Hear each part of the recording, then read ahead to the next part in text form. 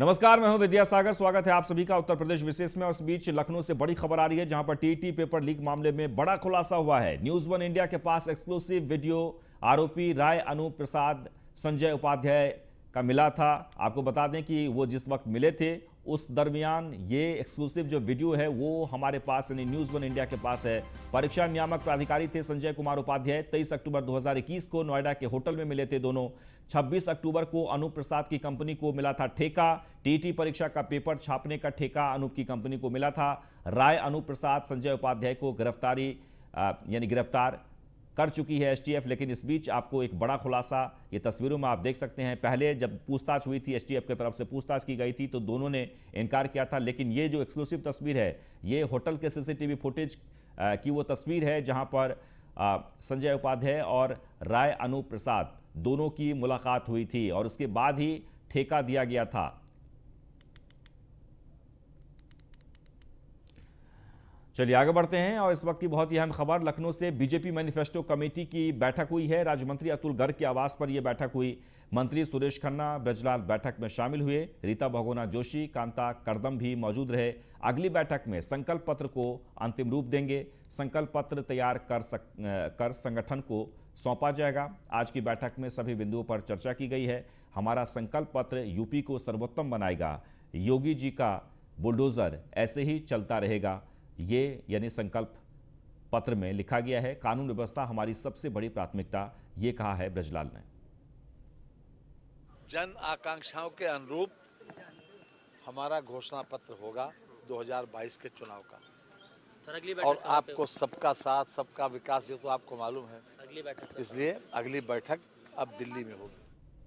उसमें करीब करीब अच्छा इसका रूप दे देंगे और उसके बाद उस पर दिल्ली में कौन रहेगा? आप लोग?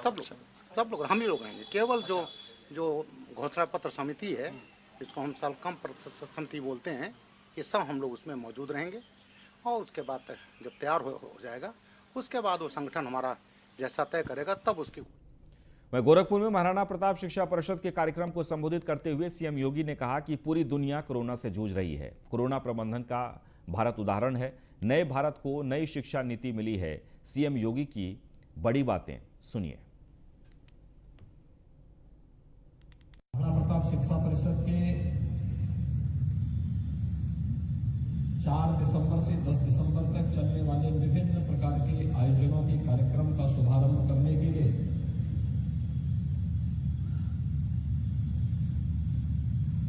गोरखपुर में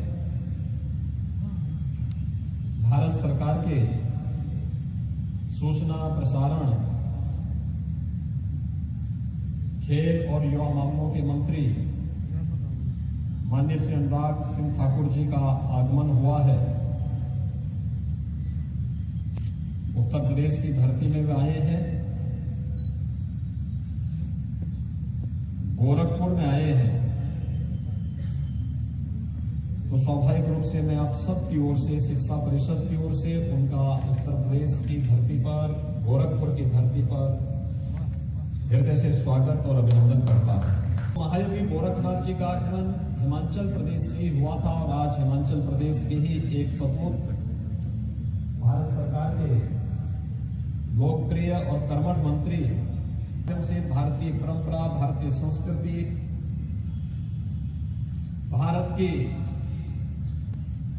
पौराणिक, ऐतिहासिक और सांस्कृतिक विरासत को अछूण्य बनाए रखते हुए कार्य कर रहे हैं। महाराणा प्रताप इंटर कॉलेज है, जिसमें 5000 से अधिक बच्चे वर्तमान में भी अध्ययन कर रहे हैं। और वही स्कूल महाराणा प्रताप शिक्षा परिषद की नींव पड़ी, जिस महाराणा प्रताप शिक्षा परिषद में आज लगभग 50 संस्थाएं शिक्षा के लिए, स्वास्थ्य के लिए, सेवा के विभिन्न प्रकल्पों के साथ जुड़ करके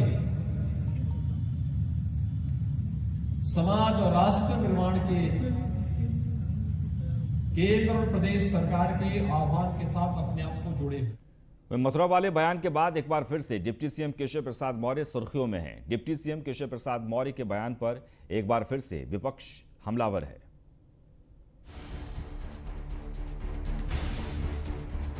जैसे जैसे उत्तर प्रदेश विधानसभा चुनाव के समय नजदीक आ रहे हैं, वैसे वैसे राज्य की राजनीति गर्माती जा रही है। सभी दल के नेता अपने अपने विपक्षी दलों के नेताओं पर हमला करने में जुटे हुए हैं। इस बीच उत्तर प्रदेश के उप मुख्यमंत्री केशव प्रसाद मौर्य ने समाजवादी पार्टी पर निशाना साधा तो सरकार की पीठ थपथपाई। उन्होंने कहा कि समाजवादी पार्टी के शासनकाल में जाली टोपी पहनने वाले गुंडे व्यापारियों को डराने धमकाने का काम करते थे, लेकिन भाजपा की सरकार आने के बाद वो गुंडे दिखाई नहीं दे रहे हैं। 2017 के विधानसभा चुनाव से पहले कितने लुंगी छाप गुंडे घूमते थे, जालीदार गोली टोपी लगाए हुए, राइफल रिवाल्वर बंदूक लिए हुए व्यापारियों को डराने और धमकाने का काम कौन करता था? आपकी जमीनों पर कब्जा करना और कब्जा कर ले तो शिकायत करने भी बन जाना, ऐसी धमकी कौन देता था? यह सारा कुछ याद रखना, मेरा इतना ही कहना है। केशव प्रसाद मौर्य ने कहा कि 2017 के विधानसभा चुनाव से पहले कितने लुंगी छाप गुंडे घूमते थे, जालीदार टोपी लगाए हुए, राइफल रिवॉल्वर और बंदूक लिए हुए व्यापारियों को डराने और धमकाने का काम कौन करता था? आपकी जमीन पर कब्जा करना और कब्जा करने के बाद शिकायत मत करने जाना, ऐसी धमकी कौन देता था? ये सारा कुछ याद रखना, मेरा यही कहना है।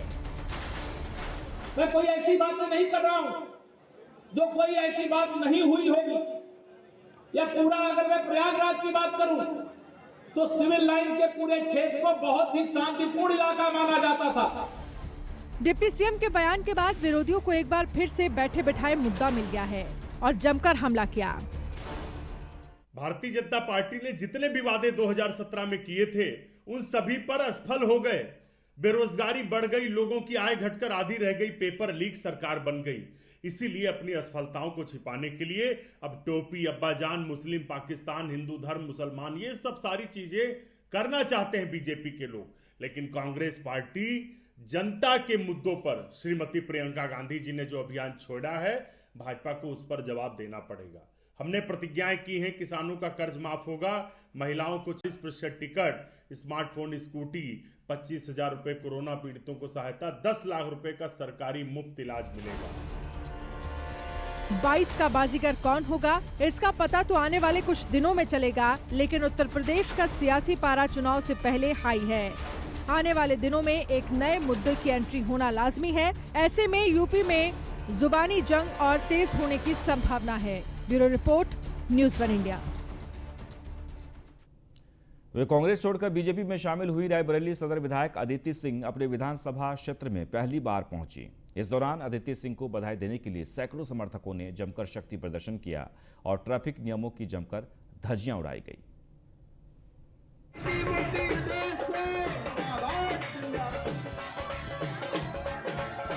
उत्तर प्रदेश विधानसभा चुनाव 2022 से पहले राज्य भर में चुनावी हलचल तेज हो चुकी है। कुछ दिन पहले कांग्रेस छोड़कर बीजेपी में शामिल हुई रायबरेली सदर विधायक अदिति सिंह आज अपने विधानसभा क्षेत्र में पहली बार पहुंची। भगवा रंग में रंग चुकी अदिति सिंह का बीजेपी के लोगों ने और वहां की जनता ने जबरदस्त स्वागत किया। इस दौरान अदिति सिंह को बधाई देने के लिए सैकड़ों की भीड़ जमा हुई और उनके समर्थकों ने अदिति सिंह के आगमन पर शक्ति प्रदर्शन किया और ट्रैफिक नियमों की जमकर धज्जियां उड़ाई।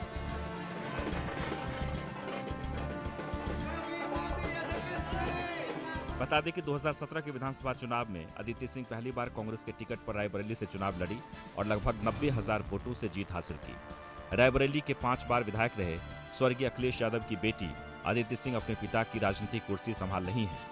विधायक बनने के बाद से ही कांग्रेस से वो असंतुष्ट नजर आ रही थी। उन्होंने कई मौकों पर कांग्रेस से मुखालफत करते हुए योगी सरकार की तारीफ की। लंबे समय से उनके बीजेपी में शामिल होने की अटकलें लगाई जा रही थी। आखिरकार अदिति सिंह ने 2 नवंबर 2021 में भाजपा ज्वाइन कर कांग्रेस को अलविदा कह दिया था। बहरहाल 2022 के मद्देनजर अदिति सिंह एक बार फिर अपनी सियासी जमीन को मजबूत करने में जुटी है, लेकिन अपनी रैली, प्रचार या शक्ति प्रदर्शन के दौरान हर किसी राजनीतिक व्यक्ति को ये जरूर ध्यान रखना चाहिए कि उनके किसी कार्य से आमजन को परेशानी न हो और नियमों का पालन हो। रायबरेली से न्यूज़ 1 इंडिया के लिए असद खान की रिपोर्ट। मथुरा पहुंचे ऊर्जा मंत्री श्रीकांत शर्मा ने लक्ष्मीनगर स्थित वार्ड नंबर 25 में हो रहे 3 विकास कार्यों का शिलान्यास किया। इस दौरान ऊर्जा मंत्री श्रीकांत शर्मा ने कहा कि 16 वार्डों में पहले लोकार्पण के कार्यक्रम हुए हैं। करीब 400 करोड़ 50 लाख के विकास कार्य हुए। मथुरा वृंदावन का चौमुखी विकास हमारे मुख्यमंत्री जी की प्राथमिकता है। यहाँ अधिक से अधिक विकास के कार्य होने की संभावना है। विकास कार्य और यमुना का शुद्धिकरण हमारी प्राथमिकता है।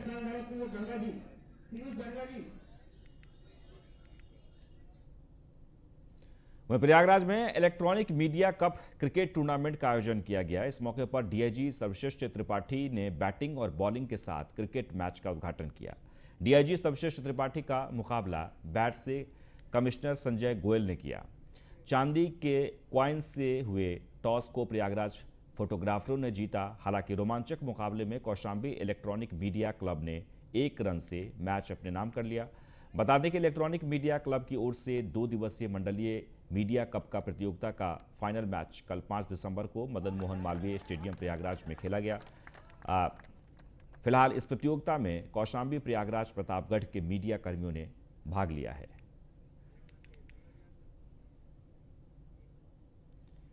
वहीं अहरिया समाज के लोगों का आंदोलन दिनों दिन तेज होता जा रहा है। हापुड़ के गढ़मुक्तेश्वर में अहरिया समाज के लोगों ने यूपी सरकार की सूची में नाम शामिल करने की मांग करते हुए जमकर प्रदर्शन किया है। दरअसल यूपी सरकार के गजट में इनकी जाति दर्ज नहीं है।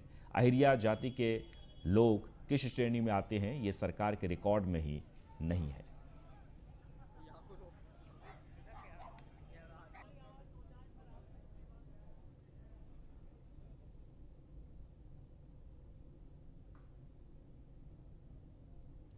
और इस बीच लखनऊ से बड़ी खबर आ रही है, जहां पर 8 पीसीएस अफसरों के तबादले हुए हैं। लालता प्रसाद शाक्य एडीएम फतेहपुर बनाए गए हैं, जबकि जयप्रकाश एडीएम वित्त इटावा बनाए गए हैं। अभय कुमार मिश्रा एडीएम वित्त श्रावस्ती बने हैं।